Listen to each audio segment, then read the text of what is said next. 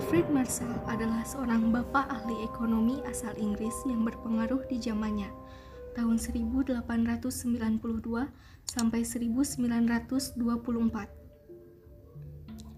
Marshall lahir di Bermondsey, London, tanggal 26 Juli tahun 1842. Terlahir dari keluarga yang tidak kaya, ayahnya seorang juru tulis di Bank Inggris dan ibunya yang berasal dari keluarga pedagang daging.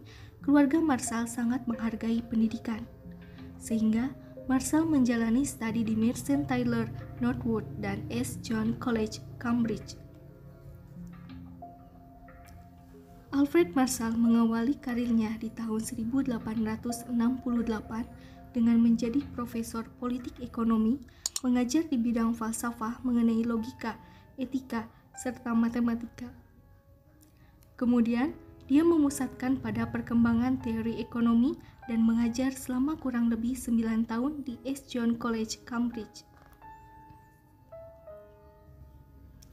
Tahun 1977, Marshall menikahi muridnya yang bernama Maria Paley dan diminta untuk mengundurkan diri dari St. John untuk mematuhi peraturan.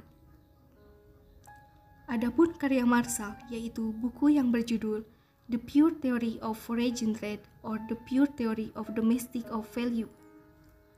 Buku ini berisi makalahnya sendiri, serta buku yang berjudul The Economic of Industry atas bantuan istrinya yang diterbitkan di tahun 1879. Karya yang paling terkenal adalah buku yang berjudul The Principle of Economics yang diterbitkan tahun 1890. Buku ini merupakan textbook mikroekonomi, studi tentang pasar, industri, grafik penawaran dan permintaan, ukuran kuantitatif terhadap elastisitas permintaan, dan istilah mikroekonomi lainnya. Marshall juga pernah mengajar di Bristol dan Balliol College, Oxford sebentar dan kembali ke Universitas Cambridge tahun 1885. Ia mendirikan Fakultas Ilmu Ekonomi yang terpisah dari hukum, matematika, dan ilmu politik, sampai akhirnya menjadi sebuah jurusan dan gelar di Universitas Cambridge tahun 1903 yang diikuti oleh institusi akademik lainnya.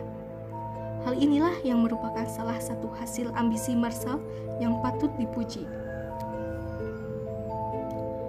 Marshall mendirikan aliran Cambridge atau Inggris bersama mahasiswanya seperti A.C. Pigou dan John Maynard Keynes. Dia menyatukan penawaran klasik dengan permintaan marginalis serta mengembangkan grafik penawaran dan permintaan karya Jeffos. Tahun 1908, Marshall mengundurkan diri dari Universitas Cambridge karena masalah kesehatan yang semakin menurun. Marshall menderita tekanan darah tinggi, penyakit batu empedu, dan ketegangan saraf sampai akhirnya meninggal di usia 82 tahun karena serangan jantung dalam keadaan lumpuh di tahun 1924. Kontribusi utama Marshall adalah membawa model Smith ke ilmu kuantitatif.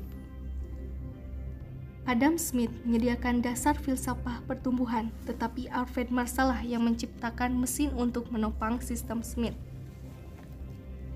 Mesin tersebut berupa prinsip penawaran dan permintaan, determinasi harga, biaya produksi, dan equilibrium jangka pendek dan jangka panjang. Adapun beberapa pemikiran ekonomi Alfred Marshall sebagai berikut. Yang pertama, memperkenalkan diagram yang menghubungkan aliran klasik dan marginal. Marshall adalah orang yang mempopulerkan diagram penawaran dan permintaan. Menurutnya, baik permintaan maupun penawaran sangat menentukan harga dan output produk, seperti dua mata pisau gunting. Diagram tersebut muncul pada karyanya yang berjudul The Principle of Economics tahun 1890.